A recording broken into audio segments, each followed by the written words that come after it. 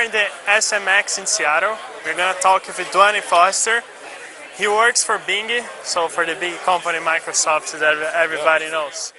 It's the same way that Bing index the page like Google and Yahoo, or it's a different... it's all basically the same thing. So I'll clarify something for everyone. Right now, in the United States, Bing actually powers Yahoo's organic search. So it's the same engine in the background doing the work on both of those locations. That doesn't happen internationally yet, but it will roll out over the next year. Okay? So the same results that if I search... Not the same results, but the same engine behind the scenes is powering both of them. They differ slightly, but it's basically the same engine. Now, the point behind this is, it doesn't matter what techniques you use to optimize, it's good. The technique is good across all of the engines. So it's not like you need to do one thing for Bing, another thing for Yahoo, and another thing for Google, and how do I make the choice? You don't need to worry about that, because you need to stick to the best practices, okay? Some of the best practices, and probably the most important thing that I can tell people to focus on, is quality content. It makes a big difference. You want to be an authority on whatever the topic is you're speaking about, okay? So the analogy I use is this. If you want to sell a product, then you want to do something to kind of explain the product or showcase the product in some manner. So imagine you have an e-commerce website, you have a web page for a cordless drill, right? A battery-powered drill. Well, you're one of 14,000 people that have that same battery-powered drill for sale on a website. So how do you differentiate yours from all of the others? Well, what you do is, you take videos of that drill in action, drilling through wood, drilling through metal, drilling through rocks, anything you can take a video of. You use that. You take multiple photos all around the product so people can see all of the angles. You describe the packaging. You give the dimensions of the packaging, because maybe the person looking to purchase has space limitations where they have to store this. So if you share that information with them, they know your product is the right one for them. Okay? And you write a detailed description on it. You put all that information in place.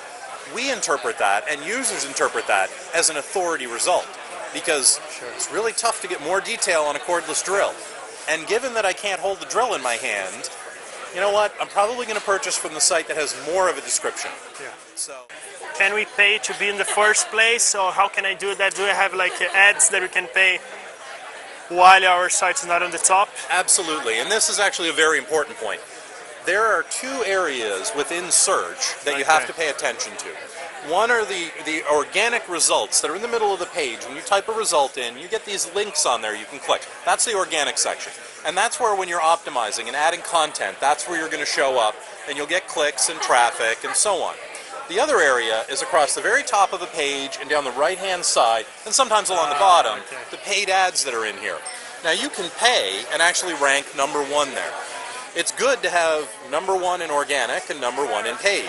People interpret that as you're a stable business, you obviously have enough budget to afford to do this, so I should be able to trust you. Okay? One or the other is still fine. Okay? The great thing about paid advertising is this.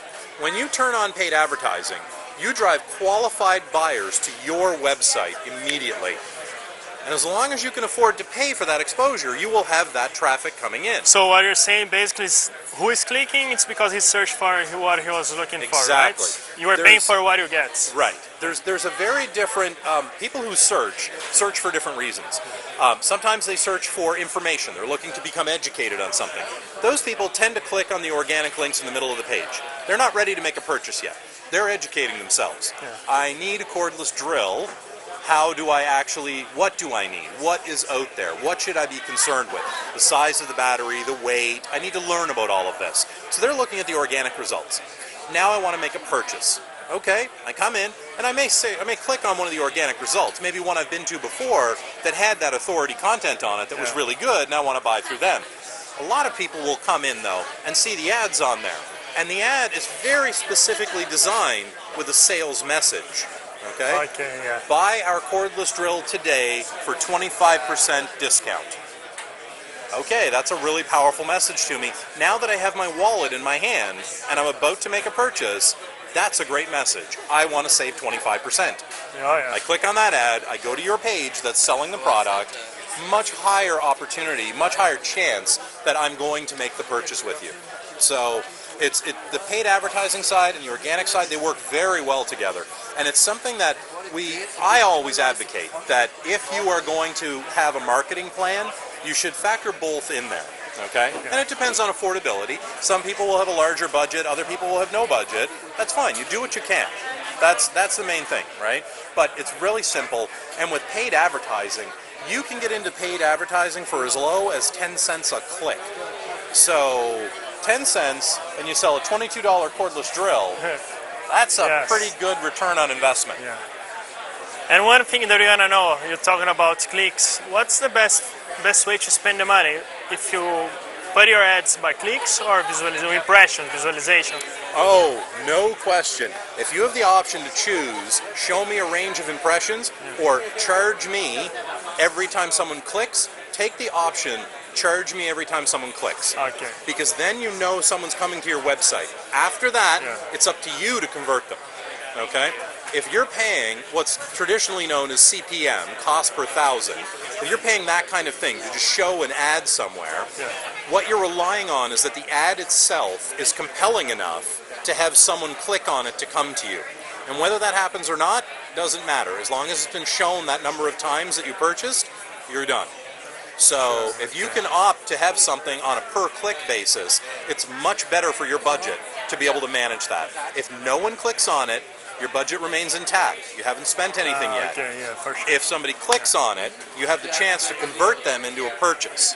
That really is powerful. And after that, I don't know, I can be wrong, but you correct me if I'm wrong. That's the thing, that's why it's important to have a good design in the website, because we spend money with our ads, and then when the user comes, he wants to find the information. Yes. So we spend, let's say, $100 per month in ads, and then you have a bad designer that the user doesn't find. So that's the importance of both things are doing great, right? The design of the websites. I'm going to tell you a concept, a phrase that people need to look into, okay? If you're selling product on your website, you want to understand a concept called conversion optimization, all right? Now, what conversion optimization does is it helps you understand how easy or difficult it is for someone to make a purchase on your website. Obviously, the easier it is, the better it is, okay? So you want fewer steps in your checkout. You want it to be easier to sign up. Over the last few years, what we've seen is a lot of people, a lot of websites have changed to, instead of forcing you to open an account with them, they're allowing you to make a purchase as a guest. No account. Just enter your information once, name, address, phone number, credit card information, take the money, we'll send you your product. That's all. There's no emailing, there's no contacts, there's no anything. There's no account, you don't need to worry about it. Because a lot of shoppers just want the product. That's it. They don't want anything else. Just give me my product and let me go. Over time, those people, because they've respected the fact that, well, you didn't bother me afterwards, they really like that. They come back to you. The next time they come in, they're probably going to open an account because they realize, well, I purchased here 3 times. I should just open an account, and then I can manage this. Okay? So that idea of how you manage that initial interaction, that is a part of conversion optimization. And it's very important that folks look at that if you're selling a product. If what you're doing is just showing content on the website, that's completely different. Then, your number one concern is navigation. How do people get from the page I'm on to other pages in my website? And, very important, if you are only giving away content and you have ads wrapped around the content, don't look at paid advertising, okay? It will cost you for every person you bring in, and you may not get any return on that. If that user shows up and consumes 1 page, and it costs you $1 to get them, $1 per click, that's $1 for each visitor you get, and they only consume 1 page. Okay? Not a good return on the investment. For sure. So just be careful with that, right? I used to do this myself, and I used to very carefully balance how many pages did a paid user come in and consume across my website. Because I knew if I could get them to consume 7 pages on the website, they'd click an ad. And on that ad, we would make money. So I knew that if they clicked the ad, I would generally get paid about $30.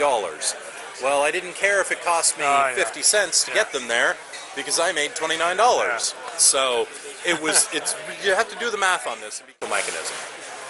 And Hotmail. Hotmail is still the biggest email in the world. Yep. Hotmail's fantastic, right? Yeah. I mean, it's really good at spam management. Yeah. It's really good. The capacities of how much space you have available to you have increased. There's a couple of things, though, I'm going to point out. Is if you want to use a Bing Webmaster account, for example, you need to have what's known as a live ID login. So a Hotmail account gives you that. So you can very easily use a free Hotmail account, get your Webmaster account open, and then you get access to a lot of data about your website. It is really, really worth people looking at.